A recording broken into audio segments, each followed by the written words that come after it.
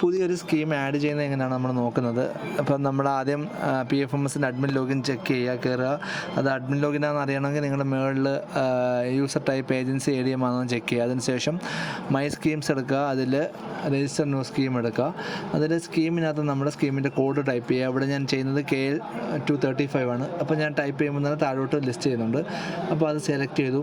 അത് കഴിഞ്ഞ് funding agency ഏതാണെന്നാണ്. അപ്പോൾ നമ്മുടെ ഫണ്ടിങ് ഏജൻസി നമ്മൾ ഒരു പെർട്ടിക്കുലർ ഫണ്ടിങ് ഏജൻസി ആയിട്ട് കൊടുക്കുക. സെൻട്രലും സ്റ്റേറ്റും ഒന്നും അല്ല നമ്മൾ കൊടുക്കുന്നത്. അതുകൊണ്ട് അത് നമ്മൾ ആ മൂന്നാമത്തെ ഓപ്ഷൻ എടുത്തു, I will receive fund from this agency. അത് കഴിഞ്ഞിട്ട് അതിൻ്റെ യൂസർ യുണീക്ക് കോഡ് വെച്ച് നമ്മൾ അതിന് സെർച്ച് ചെയ്യുകയാണ്. അപ്പോൾ ഇവിടുത്തെ യൂസർ യുണീക്ക് കോഡ് ഞാനത് ടൈപ്പ് ചെയ്തു. അപ്പം അവിടെ ഇത് ടൈപ്പ് ചെയ്തതിന് ശേഷം സെർച്ച് ചെയ്യുമ്പോൾ നമുക്ക് താഴെ അതിൻ്റെ ഡീറ്റെയിൽസ് കാണിക്കും. അപ്പോൾ അത് സെലക്ട് ചെയ്താൽ മതി. അപ്പോൾ ഈ സ്കീമിൻ്റെ യൂസർ യുണീക്ക് കോഡ് നമ്മുടെ ഡയറക്ടറേറ്റ് PD ഓഫീസിൽ വിളിച്ച് അത് ഏതാണെന്ന് തിരക്കി അത് നിങ്ങൾ അല്ലെങ്കിൽ എൻ്റെ സ്കീം ആഡ് ചെയ്യുന്ന കത്തിൻ്റെ കൂടെ ആ യുണീക്ക് കോഡ് കാണും.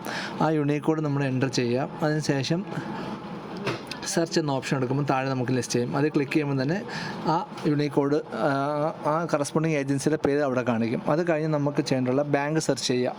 നമ്മുടെ ബാങ്കിൻ്റെ പേരിൻ്റെ ഫസ്റ്റ് കുറച്ച് ലെറ്റർ ടൈപ്പ് ചെയ്യുക. ഇപ്പം ഞാൻ ഇത് ആഡ് ചെയ്യുന്ന കാനറ ബാങ്കാണ്. അതുകൊണ്ട് തന്നെ ഇതിനകത്ത് കാനറ ബാങ്ക് എന്ന് ടൈപ്പ് ചെയ്ത് ഞാൻ സെർച്ച് ചെയ്യുമ്പോൾ അതിനകത്ത് ലിസ്റ്റ് ചെയ്യും. അപ്പോൾ അതിൽ നമ്മൾ കറക്റ്റ് പേര് നോക്കി എടുക്കുക.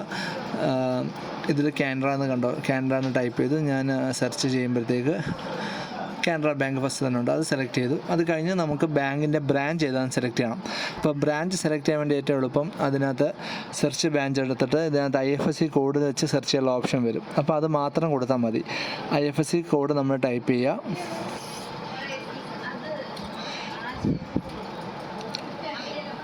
ഓക്കെ, IFSC കോഡ് ടൈപ്പ് ചെയ്തതിന് ശേഷം താഴെ സെർച്ച് എന്ന ബട്ടൺ പ്രസ് ചെയ്ത് കഴിഞ്ഞാൽ നമ്മളെ ബാങ്കിൻ്റെ അഡ്രസ്സ് താഴെ ലിസ്റ്റ് ചെയ്യും. ആ അഡ്രസ്സിൽ ക്ലിക്ക് ചെയ്യുമ്പോൾ നമ്മുടെ ബ്രാഞ്ചും സെലക്ട് ആവും.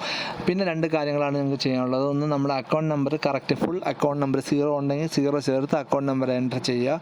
അപ്പം ബാങ്കിനനുസരിച്ച് അക്കൗണ്ട് നമ്പറിൻ്റെ ഡിജിറ്റ് നെയിമാണ്. ബാങ്കിൽ ബാങ്കിൽ നമ്മൾ കൊടുത്തിരിക്കുന്ന ഈ അക്കൗണ്ടിൻ്റെ പേരെന്താണെന്ന് ആ ബാങ്ക് കൊടുത്തിരിക്കുന്ന അതേ രീതിയിൽ തന്നെ നിങ്ങൾ മാപ്പിംഗ് ചെയ്യാനുള്ളൊരു ഓപ്ഷൻ ഉണ്ട്.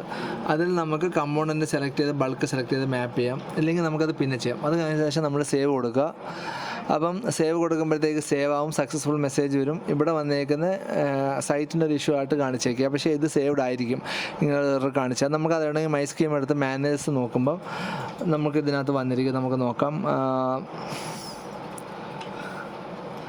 ഓക്കെ, ഇതിൽ കാണിച്ചേക്കുന്ന നമ്മുടെ സ്കീമിൻ്റെ പേര് വന്നിട്ടുണ്ട്, account number, branch detail, agency name, പിന്നെ കാണിച്ചേക്കുന്ന ബാങ്ക് സ്റ്റാറ്റസ് പെൻഡിങ്.